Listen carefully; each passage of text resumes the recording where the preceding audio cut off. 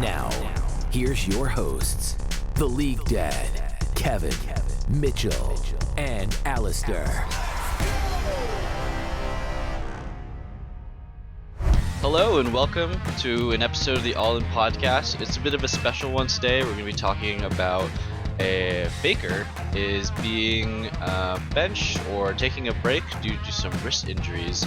And we're just going to be covering, the general consensus and ideas surrounding this this kind of big moment that's happening in the esports scene. So give me some quick thoughts and overall impressions, then we can dive deeper on some specific topics. Yeah, my quick thoughts are these kind of injuries are super serious. They're just in the regular season right now, so he should be. Like, this can lead to, if you injure yourself, like that's what happened to Uzi.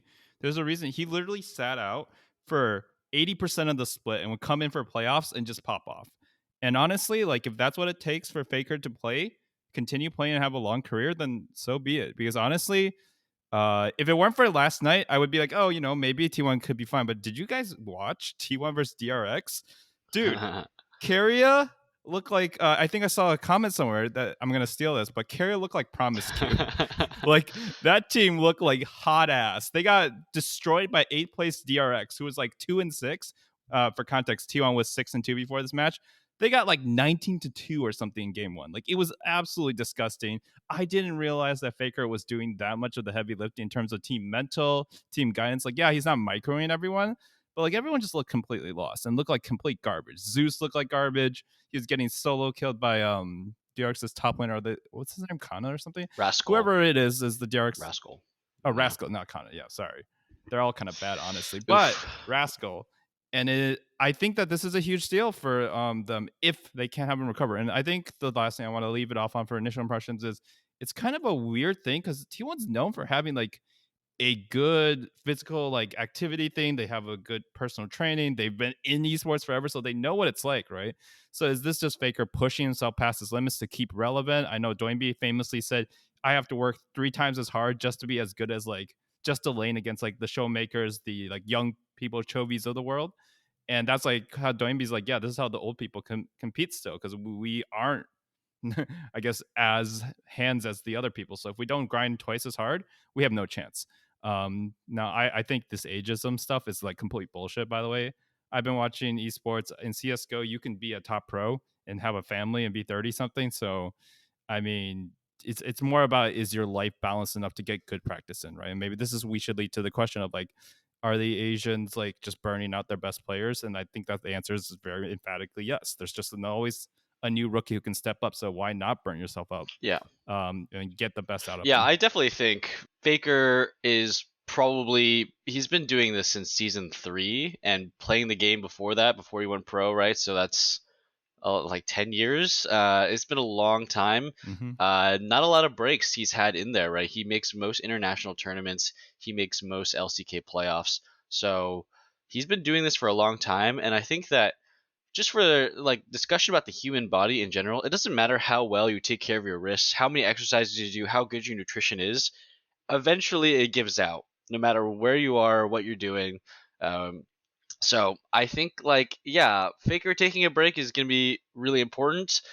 The overall conversation that has always occurred between like the difference between LCS and like the Asian regions is we have work-life balance here in North America where players get a lot of breaks. Players don't grind themselves to death playing solo queue all the time, right? They have maybe smaller scrim schedules in general, and we don't have as best results, right? But maybe we're healthier as people. Definitely in Asia regions, right? They're playing twice as long, 3 times as long, higher quality games. When you combine all the fact that all the practice is higher quality and they're doing it twice as much, they're much better at the game. But yeah, it does hurt a lot. I want to talk a bit about just T1 in general. Then, like, there's a conversation, there's a talk. Like, it's one series, one best of with the new mid laner where Faker's left. Mm-hmm. Is how much should we look into the fact that T1 looked so bad, right? Because I think there's comments on the internet and comments from a lot of personalities saying like T1 is, basically Faker in 4 wards, or T1 is kind of like as you said, like the emotional backbone maybe, or like the mental backbone of the team, where that even if he's not shot calling or micromanaging everybody, like the fact that he's there and his presence makes all the other T1 players play better, right? And for years we've been saying that the T1 players that aren't Faker, Zeus, Owner, Keria, Gumushi, these are some of the top players in the world that you could possibly get. But they've only really been on T1, right? Some players have done other stuff, like Keria has been on other rosters and stuff, but for the most part, their careers are T1. Are these players actually that good, right? Is this team bad without Faker, or is this team still kind of good? Like, just everything in that kind of atmosphere. What are your thoughts on that? You guys know how I feel about T1 hype and stuff like that. So I do just want to come in and say they're all giga overrated and they're all trash. But the reality is, like, last year, or last split, not even last year, when it was the AD carry support meta, right? That Keria pioneered, he at least was definitely a top 2, top 1 player in the world, and that's very rare from support. We just very rarely talk about that anymore, right? In certain metas, these guys are the best in terms of like being able to play at that level, put that kind of pressure. Zeus was almost playing perfectly, right, when he's on point. But individually, like, yeah, they were on a very strong team, and in my mind, like, Owner's always been a fraud. I think he's never been okay. This whole team, everyone got first team all pro. Like, can we sit down and just talk about how stupid that is as a concept? Like, oh my goodness, I just hated all the hype. And this team has never done anything internationally. So I think for the T1 organization, or sorry, they've only done one thing. No, they did it domestically. They haven't won anything They haven't- internationally, and they've only won a little bit domestically. I think they've won 2 titles, like, with this roster, but I think it was with Kana, I think, that they won. Maybe. Yeah, one was like, yeah, maybe with Yeah. Kana, but then only one time with this exact Yeah, I roster, think so, something right? like that. And then Faker's last international one was 2016, was it? 2016, Worlds? yep, So Worlds. it's like, I think that T1 is going to, the org is in trouble if Faker actually retires and he doesn't stay on as like a coach. He probably will. But if he doesn't stay on, like, why come to T1, right? Because honestly, the other players, like, I'll give them the benefit of the doubt. Like, not only did they lose their leader, they also have to slot in someone who's not very good and work around. That's just hard, right? No matter what, that's always hard. Like, G2 looked like dog shit when they had to like sub out one person, right? They subbed out Perks for Reckless, and that should be an upgrade in the AD carry position. Then they completely look like crap compared to like winning MSI form, right? So I'll give them a little more credit, but the overreaction is like T1 has literally lived out the back of Faker. All the best talent came to T1 because of Faker. Are they going to come in the future if Keria isn't a leader, for example, or Zeus doesn't become actually stable? Like, who wants to join that team then? Yeah. I think it's good to take a moderate approach, but it's still, the other players do, you know, they require a bit of a microscope to look at what's going on and why aren't they so good, right? When Faker's not there. So to caveat, right, I'm really looking for the next series. I think it's against Gen G. I'm not sure what the next Tier 1 series is. Oh So if it is against Gen G, Oh, that's no. going to be an absolute fiesta. That's gonna be a blast to listen to the overreactions. I'm gonna give T1 some slack, right? I think that it's a pretty last minute quick swap for Faker, right, to bring in a completely rookie mid laner who, if you look at his records in T1 Academy, they won 2 games at the very beginning of their academy split and then lost 12 in a row. So this academy mid laner is not doing great. He's coming into a very difficult situation, replacing Faker, one of the best players of all time, probably the best player. Into, it's not like DRX is a pushover, right? Like, you can't just take free wins off of them. I'm sure if T1 played at even 70 or 80% of their power level, they would have won. But I guess T1 was playing at a solid like 30, 40%. We're just throwing random numbers here, right? Trying to guess. But yeah, I think that I'm going to give T1 a little bit of slack and see how long it takes for Faker to either come back or if T1 can get their stuff together. Because we've said this about other rosters, right? They have a sub or blah, blah, blah, or like they have one person missing out. And then you look at their other players on the roster and you're like, there's no way this team should ever do this bad. We've said this about NA teams, right? They had to like sub in a player for like 1 day or 1 week or something.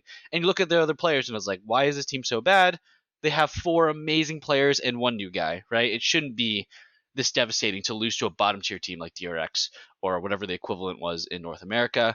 So, it's I definitely think like the conversation we've had about T1 is always the mental stuff, right? They do have great hands. All of their players can do great things and are capable of great stuff in the right mentality, but I guess Faker is that mental backbone, right? That emotional support that they need in game to tell them, hey, what's a good call to go for? Hey, is everything fine? Is everything good? Okay, we have someone telling us. If their new mid laner Poby is saying absolutely nothing, maybe T1 feels a little lost. Anything else you wanted to talk about in terms of this this T1 discussion, and like, do you Yeah, something to point out with the crap Poby roster, right? Not Poby himself, but like just how bad their challenger roster is with Poby on it. If you think about it, it's actually really concerning. Historically, T1 mid laners, like understudies to Faker, are really good. Like Scout came from that system, Closer came from that system. He's also starting Easy right now. Hoon. Closer with a Z. Yep. Easy Hoon was there. And, they won a lot of stuff with him, even though I guess he was sharing time with Faker. Like he was good enough to share time with Faker, right? When was the last time we heard of a mid laner or a mid laner protege like who wasn't even like worth talking about, right? That is really concerning they don't have a long-term sub. Like the rumor was that even Keria played a few mid lane solo queue games, and I guess they were thinking about it. Like, man, I'd pay good money to watch that. Watch Keria play against like Chovy or something next week. I'd be down. Next match, I mean, I'd be down. I mean, I don't think he'd be amazing in terms of like team coordination, but he has hands, right, as far as support players go. So it's like one of those like theoretical matchups you never actually get to see, right? So we have a chance. It's like the scab matchups we were joking about earlier. Put in Bengi back in the mid laner. So my long story short is I think it's a real concern for T1 in the org, because there's no guarantee that Keria will stay if Fakers. They probably will. T1 still has the organizational legacy. Everyone wants to play for T1. It's kind of like a few years ago when everyone wanted to play for TSM, even though they were past their prime. There was still like that aura around it for a little while. The only thing I wanted to mention because of all of that was that T1 also, there's a world they don't make it to Worlds if Faker just doesn't fix his arm in time. And he can't force it, right? It's not worth it, honestly. T1, for everyone that thinks like T1, like Faker has to go to the military or whatever, his global contract database is till 2025. So I don't know what that actually implies. I know he didn't go to high school, so I think he has to do a desk job if he had to go to do military stuff. He's not doing like the real training. But they are planning to have Faker some way or another. I have no idea what they worked out in the backroom deals with the Korean government, but Faker's contract's till 2025. So I don't think they had a plan for Faker to not be able to play. Yeah, I don't think T1 has any short or long-term plans about not having Faker, but it is something that is a real possibility because, like you said, you can't force injuries, right? All you could do is just wait, right? You could do some little stuff, like you can give him some pain meds, you can give him some steroids, you can, have him practice less, but like none of it is a good solution for trying to win Worlds, which is T1's goal, right? So I could definitely see a world. I mean, as a person who has had injuries in general in life, as many other people in the world have, like it's even if Faker comes back and he's a bit better, he takes a full 2 weeks breaks, doesn't use it at all, has the perfect stretching and arm exercises, good nutrition, all that stuff, right? There's no telling that he's going to come back being the same. It's wrist injuries are really, really hard. It's like not something your body just recovers from. It's like you literally lose the cartilage in your wrists and your joints and they don't come back. So it can be really rough. Like your nerves get pinched and they don't ever release and stuff like that. You always feel permanent pain. Something that I think is funny when we're talking about understudies of Faker back in the day, right? We listed like Easyhoon and Closer with a Z and all of those guys. There is someone who is very notable, Pyrion. He actually came from NA, replaced Faker for a little bit, our one and only NA import to Korea. He was the Phoenix 1 mid laner. Yeah, something like that. I don't remember him. He was not that good. He was terrible. I have no idea how do we live in a world where Huni at least makes a little bit more sense, but Pyrion replaced Faker in this after NA. Dude, NA is the hardest. NA is the hardest region. I mean, if we're even I want to go all the way back in terms of timeline to, okay, it's not that far back, but I want to go back to last year Worlds. Okay, remember last year Worlds? It was in North America, and the finals was DRX versus T1, right? What's his name? Deft. He's making fake scrim custom games to fake out the enemy team, even though they're not practicing that much, right? He's just making fake custom lobbies over and over again to think T1, to bait T1 into thinking they're scrimming a bunch, right? And then what happens is Faker, he's playing in NA and he's playing on like 70 ping or whatever in LA, and he actually gets he dies. He gets executed like level 2 or something to a Gromp because he's not paying attention because he's playing like a Lisa jungle game. This is like literally a few days before the World Finals. And I shit you not, like I don't know if it mental boomed him or something about hands diff, but like when I went to see the World's Finals, like Faker specifically, his skill difference between the semifinals and the actual finals was a big difference. I feel like there was a massive hands gap. I don't know if like Faker, he got like infected by some NA sickness, or he got tilted, or maybe he played too much, right? I get the feeling that DRX did not play a ton of. They didn't spam games up leading up to the World's Finals. Maybe Faker did, and I think it's like a common problem you see with other players too, like Uzi, Doinby, Faker, like these a bit of the older players. When they're in doubt, when they don't know how to fix a problem, or even when they're preparing for something, they spam games like crazy, and maybe that's just not the move, right? I feel like there are some times where spamming games is not the best thing for you. I even think of this about the current Team Liquid situation in NA. We heard that, like, starting in Spring Split, before Spring Split even started, that these guys were spamming games like crazy as a team. For their first LCS game, they went to Korea, boot camps, played a shit ton of games, came back to NA, just spamming games all over the time, over and over again, scrims, internal 1v1s, blah, blah, blah, whatever it is. And then, I don't know, it kind of looked like maybe sometimes you can get a little burnt out, right? You need some balance of playing a lot, but not too much. It hides your skill. I don't know. I get that feeling sometimes people throw back ranked games over and over again, and they just can't climb. They just can't get because they played 10 games in a session or something like that. So yeah, those are all some general thoughts about T1, some burnout situations that maybe Faker's having. Anything else we want to talk about? No, that's pretty much it. I think the final thing to mention is like this does extend. It's only been one series, but it does prove to some extent like literally one player can be the glue for it, and like that players aren't washed up just because they're bad on one roster, and players aren't the best ever just because they were really good on one roster. So many T1 players have been frauds outside of T1. I think we should actually start keeping a count of all the players who leave T1 and just like drop off a cliff. I think Scout has been better after leaving T1, but he wasn't on the main roster. And Peanut for like. But Peanut was good before he came to T1. You know, he kind of got worse. Yeah, that's the thing. Yeah, so honestly, it's really hard to say. Like, is it the Faker? Is he the Kingmaker? Like, I don't know. Honestly, I think his stock actually went up after getting an injury. That is so odd to say, right? Because we've been kind of down on him after MSI, but. After seeing the team without him, like if this keeps continuing, we're going to be talking about this in the main podcast because it's not LCS, but Faker's relevant. Yeah, no matter what. I think like if we move forward and Faker doesn't come back for the rest of this split, and T1 doesn't make Worlds, or they make it to Worlds and they like can't get out of groups or can't make it far or something, I think there's a real conversation to say that like T1 is just Faker and it's. These Faker and friends, and the Worlds, honestly. Like it's because I honestly, I mean, I want to see Faker at Worlds this year. I want to see T1 at Worlds this year. Obviously, I'm hyped for every Worlds every year, but I watch this game day and night, year after year. I don't want Faker to leave. Like, I don't want Faker to bank his entire career on this one Worlds appearance. So I hope he takes the initiative. It's gonna hurt. It's gonna suck to tell T1, yo.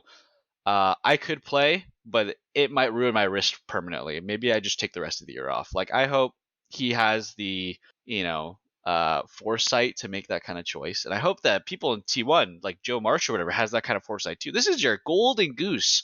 Don't run your golden goose out for one World's appearance, right? Yeah. He's also the only Korean player. He could set the example. He's the only Korean player with the kind of leverage to actually like start the precedent, right? He can say this, he can do it, and like, what are they gonna do? He literally is a shareholder in T1. He owns like a building thanks to T1. Like, this guy is T1 right now, more so than any, because T1 esports, like Valorant, they're like a 4th seed at Worlds, and they lost, like they got stomped by China. Like, they're not that good in other esports yet, honestly. So they need to make sure this guy can keep playing. He can keep playing. He wants to keep playing. He's the exception. So don't screw this up. Although Worlds is in Korea. So if there's any reason he would it hasn't been in Korea since 2018 where they got Giga stopped by EU, like, and IG. So if there's any reason he does his like really bad decision making Worlds, it's because it's in Korea. And I'm really sad that's in Korea this year because this is the worst time if he has we might see a bit of a Hail Mary play from T1 to just put him in anyways. Like he might want to do it, even though it's not a It's also idea. Asia Games this year too, right? Their Korean team is slated to have both Faker and Chovy. It's pretty unfortunate timing for fans of Faker and fans of T1. I think that this is all happening at the same time. But even as a fan, like even if I were to put myself in the perspective of a CEO over a manager, yeah, I mean it depends where my paycheck is coming from. If my paycheck is all in that short term, how well do I do at the next Worlds? I mean it's messed up, right? That's how business works, right? Some people in T1 are going to be like, hey, I get money this year if we go to Worlds and we sell some merch and we make it to at least semifinals, right? I'm a shareholder. That's what I want. I don't care. Put Faker in. I'm trying to buy a house this year, right? Like, there's people who think like that, and I hope that Faker does whatever is best for him. You know, I don't care about T1 as much as I care about actually the person Faker. So, yeah, I think that's going to leave it to us. That's going to leave it for the rest of this podcast episode. It was short, about 20 minutes. To all you listeners out there, give Faker your prayers, your hopes, your dreams that he recovers. He is the NA GOAT, or he is the League of Legends GOAT. Spoiled the no, sorry. He's coming. Yeah, that was my bad. I leaked it. Sorry, wait, no, please don't fire me, Riot. Whoops, that was my bad. He's not coming to NA anytime soon. Swear to God, that's not happening. All right. Let's get to it. All right. Fair enough to meet you, Toxic. Hope Faker recovers. Peace out.